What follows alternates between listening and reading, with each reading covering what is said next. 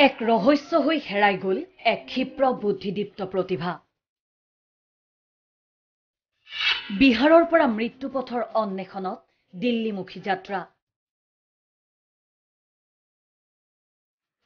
দিল্লীৰ লীলা পেলেচত নিজকে শেষ কৰাৰ অপচেষ্টা।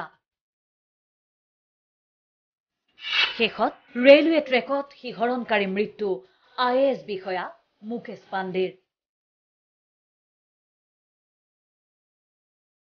নিউ গুৱাহাটী অঞ্চলৰ পৰাগ কুমাৰ দাস ৰোডত এতিয়া এক নীৰৱ পৰিৱেশ। কোনেও একো ক'ব নোখোজে, কাৰণ অঞ্চলটোৰ সৰ্বৰহী লোক শুদ্ৰেশ্বৰ পাণ্ডেৰ ঘৰখনত যে মৰিশালীৰ নিস্তব্ধতা। হেৰাই গ'ল পাণ্ডেৰ ঘৰখনৰ কনিষ্ঠ সন্তান মুকেশ পাণ্ডে।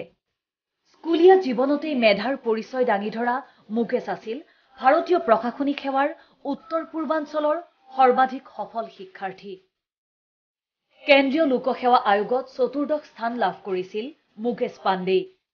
মাথো 22 বছৰ বয়সত 2012 চনত কেন্দ্ৰীয় লোকসেৱা আয়োগৰ পৰীক্ষাত উত্তীৰ্ণ হৈছিল মুকেশ। 2012 চনৰ 5 মে'ত DY365ৰ কাৰ্যালয়ত জনোৱা হৈছিল সম্বৰ্ধনা। সবে জানে ইমান মস্তি ল'ৰা আছিল, ক্ৰিকেট খেলা, পঢ়া শুনাত বিৰাট ভাল। তাৰ ডিপাৰ্টমেণ্টেল কোনো দিগদাৰ নাই, বহুত নিট ক্লিন মানুহ আছিল। ৱাইফ তাৰ পাটনাত আছিল, তাৰ সৰু বেবী আছিল, বেবীটোৰ বয়স 2 মাহ। তাতে কোৱাৰ্টাৰ চব ফিট ফাট হৈ গ'লে ৱাইফক লৈ যাব। এই 13 তাৰিখ যোৱা কথা আছে। কিন্তু সেই সময়ত কোনেও ভবা নাছিল এনে এক নিষ্ঠুৰ নিয়তিৰ পৰিহাসৰ কথা। ক্ৰিকেট খেলি ভাল পোৱা মুকেশ আছিল হেনো খুব ফূৰ্তিবাজ। সেই ফূৰ্তিবাজ যুৱক মুকেশে কম বয়সতেই জীৱনত হৈছিল সফল। গুৱাহাটীৰ ফেকাল্টি স্কুলৰ পৰা স্কুলীয়া শিক্ষা শেষ কৰিছিল মুকেশে। মাৰিয়াছ পাব্লিক স্কুলৰ পৰা উত্তীৰ্ণ হৈছিল দ্বাদশ চূড়ান্ত পৰীক্ষাত। কটন কলেজৰ পৰা লাভ কৰিছিল স্নাতক ডিগ্ৰী। সুখ্যাতিৰে ভৰা মুকেশৰ জীৱনত কি এনে হৈছিল যাৰ বাবে শেষ কৰি দিবলৈ বিচাৰিছিল নিজৰ জীৱন।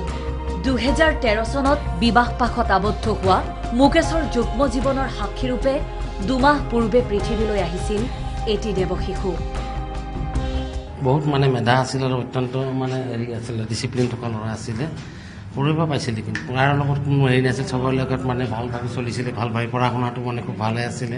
লোকেল পুলিচক দেল্লীৰ কল কৰিলে, তাৰপিছত কেছ কৰিলে, পুলিচে ফাইন কৰিলে দেল্লীত। যেতিয়া মলত গ'ল ফুটেজ চালে, সিহঁতি পালে যে মলৰ পৰা ওলাই গৈছে, পিকাডেলিলৈ অহা নাই। তাৰ সন্মুখত এটা মল আছিলে য'ত তেওঁ ছুচাইড কৰিবলৈ ট্ৰাই কৰিছিলে।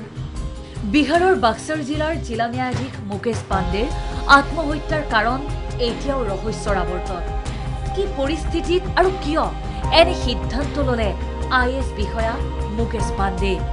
আৰক্ষীৰ তদন্তত নিশ্চয় পোহৰলৈ আহিব সমগ্ৰ ঘটনা। কিন্তু নিউ গুৱাহাটীস্থিত মুকেশৰ পৰিয়ালত এতিয়া শোকৰ বন্যা। কোনেও একো ক'বলৈ নিবিচাৰে। কেমেৰা পাৰ্চন মনীন্দ্ৰ ডেকাৰ সৈতে মনীষা কলিতা, DY365।